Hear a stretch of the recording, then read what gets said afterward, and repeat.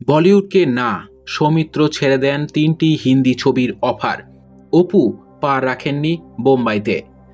অনেকেই জানেন না কোন ৩ জন বিখ্যাত বলিউড পরিচালকের ৩টি হিন্দি ছবি ছেড়ে দিয়েছিলেন সৌমিত্র চট্টোপাধ্যায়।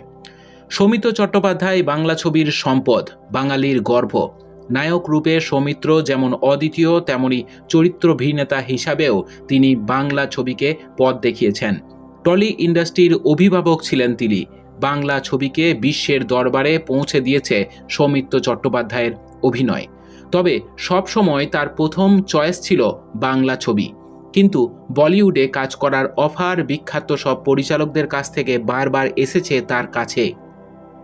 বড় বড় বলিউড পরিচালক সৌমিত্র চট্টোপাধ্যায়ের কাছে ব্যাংক চেক রেখে গেলেও সেই সমস্ত অফার গ্রহণ করেননি তিনি।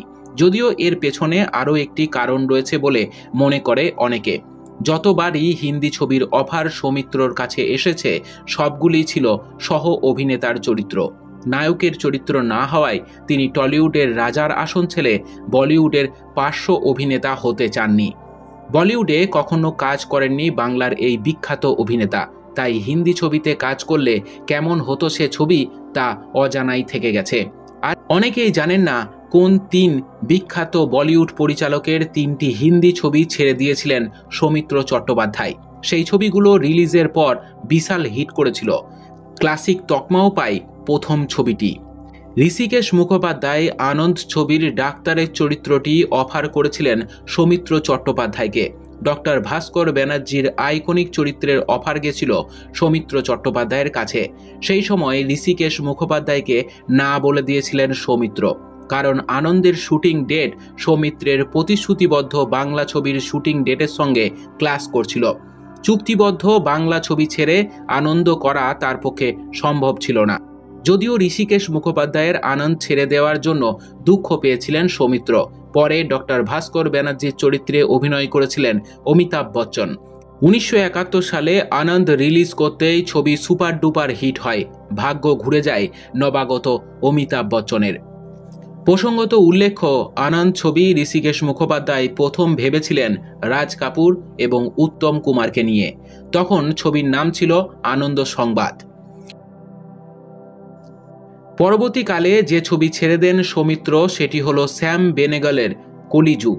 মহাভারতের আধুনিক রূপ নিয়ে 1981 সালে কলিযুগ সিনেমাটি তৈরি করেছিলেন স্যাম বেনেগল। এ ছবির প্রযোজক ছিল শশী কাপুর। শশী কাপুরের খুব ভালো বন্ধু ছিলেন সৌমিত্র চট্টোপাধ্যায়। শশী এই ছবিতে কর্ণ চরিত্রে অভিনয় করেছিলেন।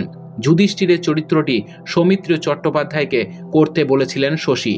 এটিও হতে পারত সৌমিত্রের প্রথম হিন্দি ছবি। রেখার বিপরীতে তাহলে কাজ করতেন সৌমিত্র, কিন্তু প্রথম হিন্দি ছবি হিসাবে যুধিষ্ঠিরের চরিত্রটি শক্তিশালী মনে হয়নি সৌমিত্রর। বলিউডের ডেবিউ চরিত্র হিসাবে দুর্বল চরিত্র করতে রাজি হননি সৌমিত্র।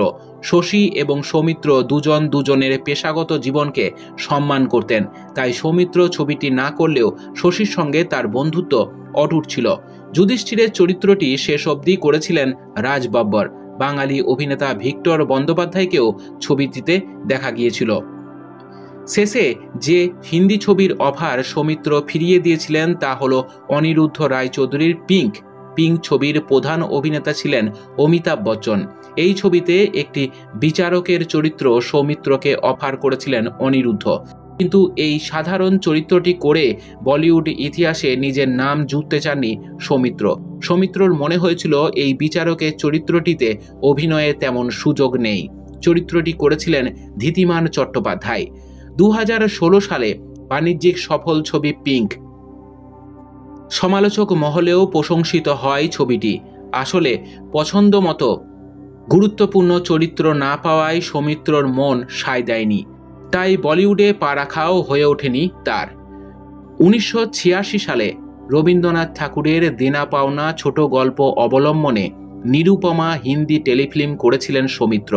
এটা দূরদর্শনের জন্য তৈরি হয়েছিল।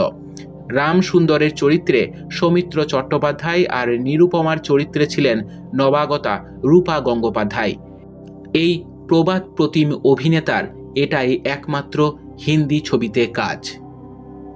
আমাদের ভিডিও ভালো লাগলে অবশ্যই চ্যানেলটিকে সাবস্ক্রাইব করবেন, লাইক, শেয়ার এবং কমেন্ট করতে ভুলবেন না।